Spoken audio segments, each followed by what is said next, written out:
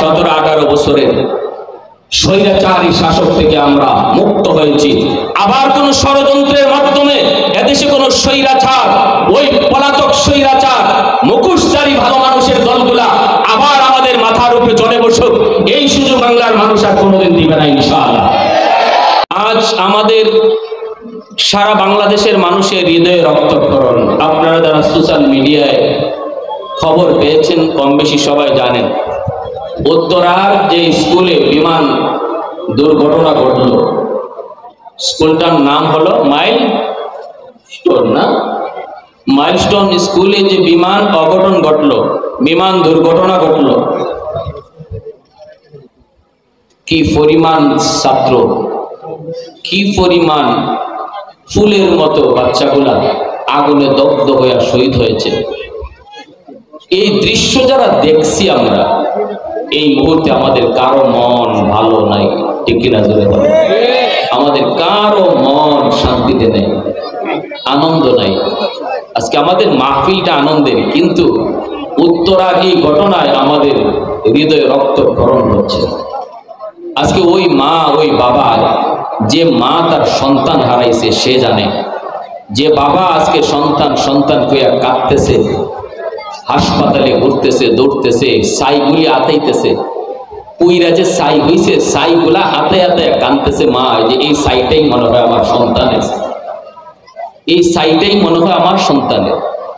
এই দৃশ্যগুলি দেখলে এমন কোন পাষাণ দিলের মানুষ নাই যে তার কলিজা কাঁপবে না।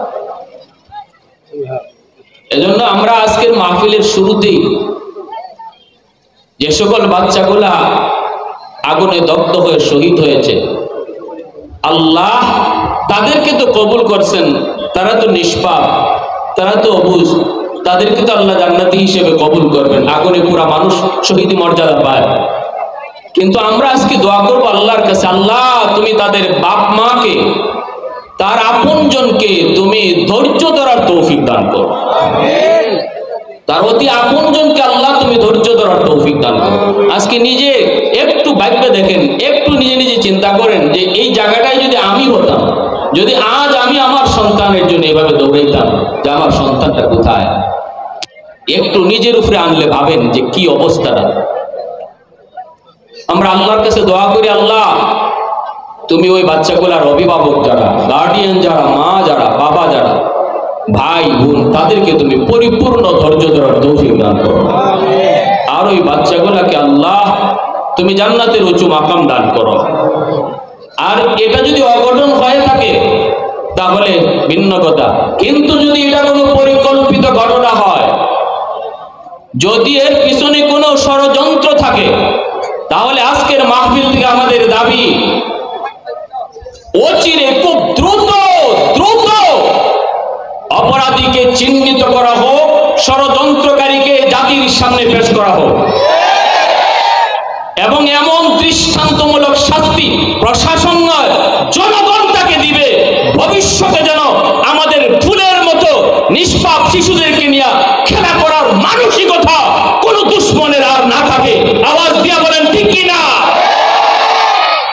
প্যারে হাজিরিন, আমরা পরিষ্কার এই কথাটা আজকের এই মজলিস থেকে জানাতে চাই। অঘটন হলে সেটা ভিন্ন, সেটা নসিব তকদিরে লেখা ছিল, কিন্তু যদি এর পিছনে কোনো কারো হাত থাকে তাহলে এটা যেন জাতির সামনে প্রকাশ পায়। মাযুদ হাজিরিন, আবার এই ঘটনাকে কেউ যেন ভিন্ন খাতে প্রবাহিত করতে না পারে, এটা যেন কোনো দিকে অন্য কোনো দিকে ডাইভার্ট করতে না পারে। এই দুর্ঘটনাকে অথবা ষড়যন্ত্র হোক, যাই হোক, এটাকে যেন কোনো আবার রাজনৈতিক খেলার বস্তু বানাইতে না পারে, এই ব্যাপারেও জনগণ সজাগ থাকতে হবে, ঠিক কিনা জোরে বলে? 17-18 বছরের স্বৈরাচারী শাসক থেকে আমরা মুক্ত হয়েছি।